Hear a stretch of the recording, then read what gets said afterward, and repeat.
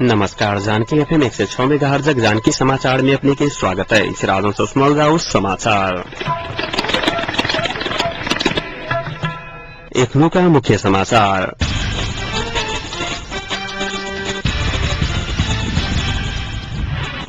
दैनिक उपभोग्य सामान में भ रहल कालाबाजारी मिश्रण आ मोल वृद्धि रोकत तत्काल अनुगमन शुरू कर संबंधित निकाय के प्रधानमंत्री डॉक्टर बाबूराम भट्टराई दलक निर्देशन संविधान सभा पुनर्स्थापन करिटा पर शेर बहादुर देवबाक कहब। स्थानीय निकाय सुधारक लेल सकारात्मक विचार तरफ गुणात्मक हस्तक्षेप जरूरी रहल उप प्रधान एवं स्थानीय विकास मंत्री श्रेष्ठ के कहब। किसान देशक प्रमुख चालक रहल कहत किसान आंदोलन के अग्र पंक्ति में रखत संघर्षक आगू बढ़ाबक निर्णय कालक social Republican party Nepal. ICC under 19 cricket में नेपाल द्वारा नामीबिया पराजित। अमेरिकी राष्ट्रपति बराक ओबामा द्वारा सीरियाली राष्ट्रपति के दिल गेल चेतावनी। जनकपुर नगरपालिका सचिव सब अपन पेशगी फरचोट नहीं कलाक कारणे हुनका सबक दरमाहा रोकके तैयारी कयल गेल अछि। स्थानीय विकास मंत्री नारायण काजी श्रेष्ठ नगरपालिका आ जिला विकास समिति के निरीक्षण के क्रम में जनकपुर आयल समय में निर्देशन देलाक बाद सचिव सबक दरमाहा रोकके तैयारी शुरू कयल गेल स्रोत जनौलक अछि। शुरू में पेशगी फरचोट करबा लेल समय पर सीमा द क पत्राचार कयल जतेक जकरा नहीं मानल गेल तऽ दरमाहा रोकल जतेक बुझबा में आयल अछि। जनकपुर नगरपालिका के कार्यकारी अधिकृत अहमबद्धी कृष्ण शंखदेव समय सीमा भीतर पेशगी फरचोट नहीं कनिहार सचिव के दरमाहा रोकल जतेक जानकारी देने छलखिन। पेशगी नहीं बुझनिहार वार्ड सचिव सबक सूची सेहो तैयार भ चुकल बताओल गेल अछि। तहिना पेशगी नहीं बुझनिहार गांवी सचिव सबसँ सेहो स्पष्टीकरण लेबाक तैयारी भ रहल स्रोत जनौलक अछि। सबसँ अधिक पेशगी फरचोट करऽ के बाकी रहल 10 से 15 टा गांवी सचिव सब स्पष्टीकरण देबऽ के तैयारी भ रहल स्रोत जनौलक अछि।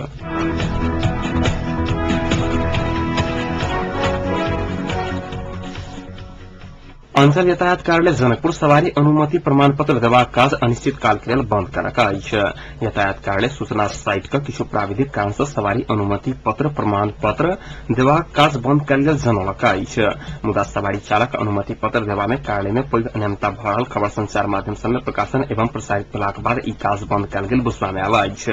संचार माध्यम सब में कार्यालय भीतर भ रहल अनियमितता के खबर संचार माध्यम सब में अवलाक बाद कार्यालय प्रमुख सुनील शाह दबाव में आबि कऽ सवारी अनुमति प्रमाण पत्र देवा के काज अनिश्चित काल के लिए बंद केने बताओल गेल अछि।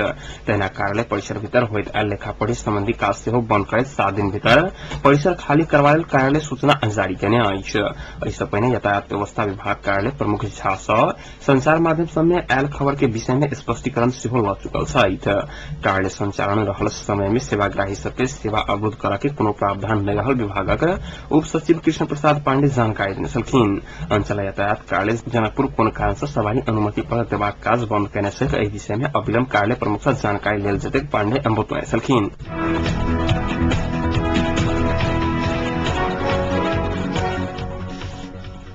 प्रधानमंत्री डॉक्टर बाबूराम भट्टराई दैनिक उपभोग्य सामान में भ रहल कालाबाजारी मिश्रण आ मोल वृद्धि रोकत तत्काल अनुगमन शुरू कर संबंधित निकाय के निर्देशन देने छथि।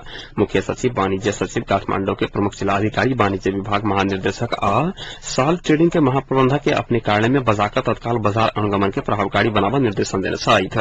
पावनि त्योहार के समय आवा लागल समय बाजार में अस्वाभाविक ढंग से मोल वृद्धि भेल खबर आबि रहल आ आई के तत्काल रोकऽ पर प्रधानमंत्री के कहब के उद्धृत करैत वो निजी सचिवालय अत्यावश्यक सामानक अनुमति के लिए आपूर्ति में कोनो कमी होबा नहीं देबा प्रधानमंत्री के निर्देशन देने अछि। बैसार में उपस्थित अधिकारी सब तत्काल बाजार अनुगमन शुरू कर मोल वृद्धि नियंत्रण का अत्यावश्यक सामानक आपूर्ति के सहज बनावा के प्रतिबद्धता व्यक्त करने छथि।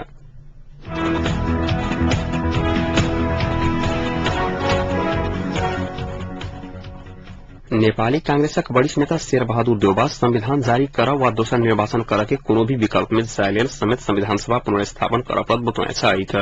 रिपोर्टर्स क्लब राष्ट्रीय सहमति के लेल शुरू कयने दबाव अभियान अंतर्गत आई भेटल गेल पत्रकार सभक टोली संग बातचीत में देउबा माओवादी कांग्रेस एमाले आ मधेसी मोर्चा बीच संविधानक विवादित विषय में सहमति जुटाकर संविधान जारी कऽ कम समय के लिए संविधान सभा पुनर्स्थापन कऽ केंद्रीय संसद प्रांतीय संसद या स्थानीय निकाय के निर्वाचन में जाय लेल गतिरोध अंत्य के लेल सबसे उपयुक्त विकल्प रहल बतौने छलखिन।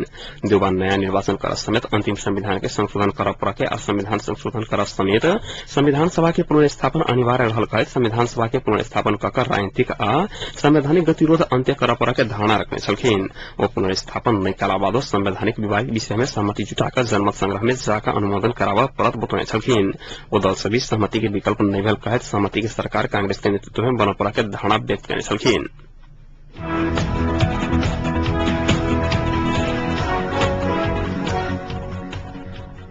प्रतिपक्षी दल सब राष्ट्रपति डाक्टर रामवरण यादव के सक्रिय होवा आह्वान कर रहल समय एकीकृत नेकपा माओवादी के अध्यक्ष पुष्पकमल दाहाल प्रचंड प्रधानमंत्री डाक्टर बाबूराम भट्टराय लगायतक नेता सब संग छलफल करने छथि। अध्यक्ष प्रचंडक निवास लाजिन पाठ में आइडेल छलफल में राष्ट्रपति यादव सरकार पठाउने निर्वाचन सम्बन्धी अध्यादेश अस्वीकार कर चुकल अवस्था में कोना का अगाडि बढ़ब ताही विषय में छलफल भेल छल। वर्तमान राजनीतिक संकट के समाधानक लेल सरकार आ माओवादी तय कर पर के राजनीतिक विषय में छलफल भेल प्रचंडक सहयोगी शिव खकुरेल जानकारी दिने छथि। छलफल में पार्टी देशव्यापी रूप में संचालन कर रहल कार्यकर्ता प्रशिक्षण आ सातम विस्तारित विचारक बाद अख्तियारी कयल गेल नीति के विषय में समेत छलफल भेल छल।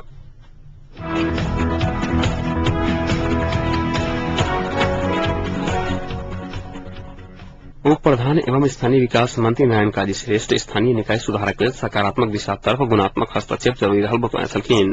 स्थानीय निकाय अंतर्गत जिला विकास समिति आ नगरपालिका सम्पन्न करने कार्य के स्थलगत अनुगमन के बाद राजधानी घुरा के क्रम में जनकपुर विमानस्थल में क्रांतिकारी पत्रकार संघ आयोजना करने पत्रकार सम्मेलन में मंत्री श्रेष्ठ धौलसा महोदय सिराहाक जिला विकास समिति आ नगरपालिका कार्यकलाप बादो संतोषजनक काज भेल कह के अवस्था में रहल बताए छलखिन।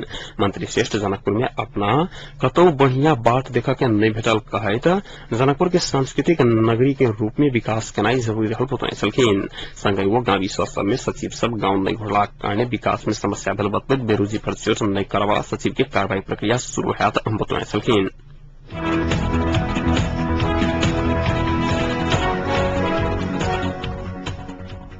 सोशल रिपब्लिकन पार्टी नेपाल किसान देशक प्रमुख चालक रहल कहत किसान आंदोलन के अग्र पंक्ति में रखत संघर्ष के आगू बढ़ावा के निर्णय कलक अछि।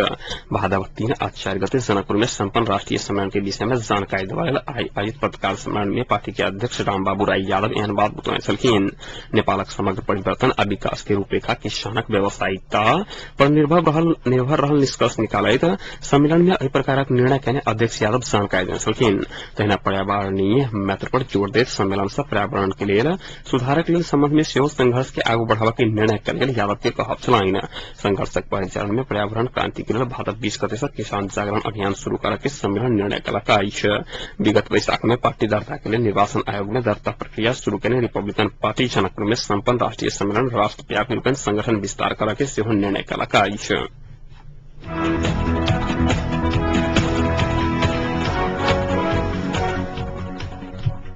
मोहतारी के बेलगाछी में जमीनक विवाद के कारण भेल झगड़ा में पड़कर 2 गोटे गंभीर घायल भेल छथि। बेलगाछी 5 कुसुमबाड़ी के गोविंद थापा अपने भाई 30 वर्षक अरविंद थापा तथा पड़ोसी 17 वर्षक नीरज नेवपाने के चक्कू प्रहार कर गंभीर घायल बनल छथि। गणेश थापा स्थानीय रमेश थापा और साजन थापा के सहयोग में मारपीट करने पीड़ित अरविंद थापा बताए छथि। गंभीर घायल नीरज अरविंद के स्वास्थ्य चौकी गौशाला में इलाज बढ़ रहा है। घटना में संलग्न रहल दोषी के खोजी भ रहल इलाका प्रहरी कार्यालय गौशाला के प्रहरी निरीक्षक जयनारायण यादव जानकारी देने छथि।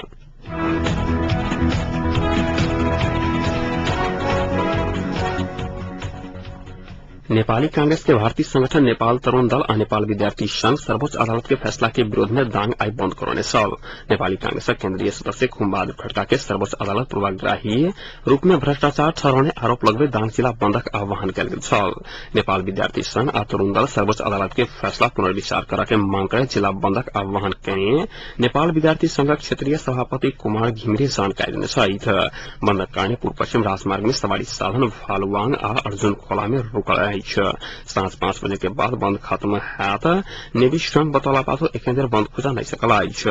तेना प्रधानमंत्री डाक्टर बाबूराम भट्टराय के राजीनामाक मांग करैत नेपाल तरुण दल प्युठान जिला बंदक आह्वान केने छल। बंदक कारण भोरे से प्युठानक यातायात सब चल नहीं सकल यातायात व्यवसायी संघ प्युठान जनौलक अछि।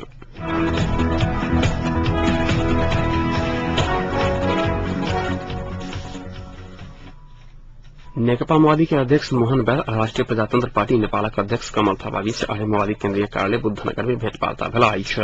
वर्तमान राजनीतिक समस्या के समाधान के लिए राजनीतिक दल सब बीच सहमति होपरा के संबंध में छलफल भेल। भेंट पश्चात अध्यक्ष थापा पत्रकार सबके जानकारी करने छलखिन।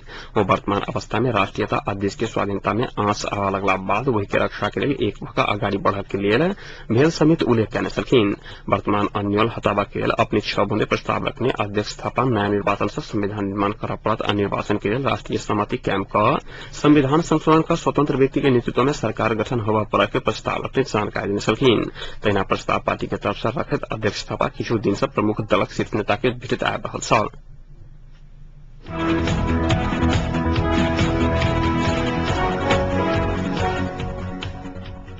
नेपाली कांग्रेसक दोसर श्रेणी के नेता सब पार्टी भीतर के विवाद समाधान के लिए सभापति सुशील कोइराला सहित 3 गोटे नेता के एक स्थान पर उपस्थित कराकर निकास निकालक के लिए आग्रह केने छथिन। आई भोरे एमबीएल मध्यम वर्गीय धारक नेता सबक बैसार सभापति सुशील कोइराला, वरिष्ठ नेता शेरबहादुर देउबा और सभापति रामचंद्र पौडेल के एक स्थान पर उपस्थित कराकर सहमति कराकर निष्कर्ष निकालक अछि। सभापति कोइराला के भादव 8 गते मात्र जिला भ्रमण समाप्त कर राजधानी घुरा के कार्यक्रम में रहलाक कारणे 9 और 10 गते एक स्थान में उपस्थित भकर सहमति कराकर प्रयास कयल जात नेता रामचरण महत जानकारी देने छलखिन। पार्टी के विभाग गठन आ अंचल संयोजक के जिम्मेवारी के विषय में पार्टी भीतर विवाद बढ़लाक बाद दोसर श्रेणी के नेता सब संपूर्ण निर्णय सहमति से करबाक प्रयास में लागल अछि। दोसर श्रेणी के केंद्रीय नेता सबके दबाव देबाक लेल युवा नेता सब सेहो सहयोग कर रहल अछि।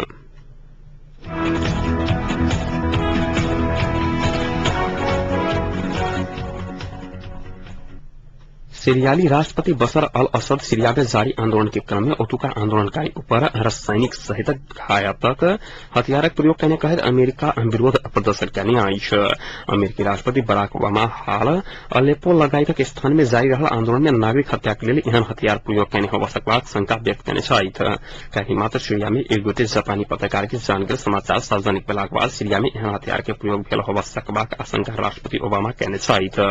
आंदोलनकारी सब मांग दबाव के लिए सीरियाली सरकार व्यापक मात्रा में बल प्रयोग करा के क्रम में ओतुका सरकार घातक हथियार के प्रयोग करल समाचार आंदोलनकारी बीच देला बाद अमेरिका में विरोध चललक अछि। सीरियाली अधिकारी सब समेत अपना सब संग हथियार परिणाम में भंडारण रहल कहत यदि दमाश्क में बाहरी शक्ति हमला कलक त आक्रमण कयल जात 1 महीना पहिने जना चुकल अछि।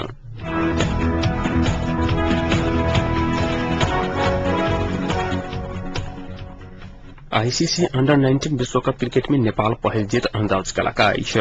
ऑस्ट्रेलिया में चल रहा प्रतियोगिता अंतर्गत के 13वें स्थान के लिए भेल खेल में नेपाल नामाबिया के 39 रन से हरलक अछि। टॉस जीत कर पहिने बल्लेबाजी करने नेपाल निर्धारित 50 ओवर में 7 विकेट क्षति पर 219 रन बनौने छल। प्रत्युत्तर में नामाबिया 46 ओवर में संपूर्ण विकेटक नुकसान पर 180 रन मात्र बनाबस सफल भेल छल। एहिसँ पहिने भेल 4टा खेल में नेपाल निरंतर हार बिहोर चुकल अछि।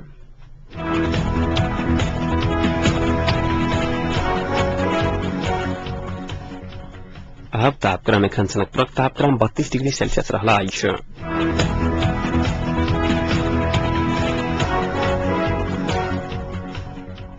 प्रमुख समाचार अंत में पुनः एक बेर फिर से।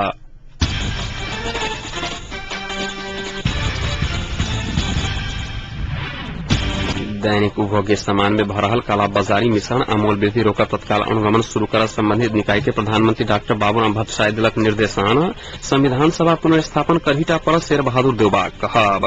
स्थानीय निकाय सुधार के लिए सकारात्मक दिशा तरफ गुणात्मक हस्तक्षेप जरूरी रहल उप प्रधान एवं स्थानीय विकास मंत्री श्रेष्ठ के कहब। किसान देशक प्रमुख चालक रहल कहत किसान आंदोलन के अग्र पंक्ति में रखैत संघर्ष के आगू बढ़बाक निर्णय कलक social Republic party Nepal. ICC under 19 cricket में नेपाल द्वारा नामाबिया पर जीत। अमेरिकी राष्ट्रपति ओबामा द्वारा सीरियाली राष्ट्रपति की चेतावनी। अहिक संग आजुक जानकी समाचार एतै सम्पन्न होइत अछि। समाचार कक्षक संपूर्ण सहकर्मी के संग हम राजन आज्ञा चाहब। समाचारक दोसर बुलेटिन के संग काल्हि भोर उपस्थित रहबे करब। ताधरि लेल सुनते जानकी FM 106 मेगाहर्ट्ज। नमस्कार, शुभ रात्रि।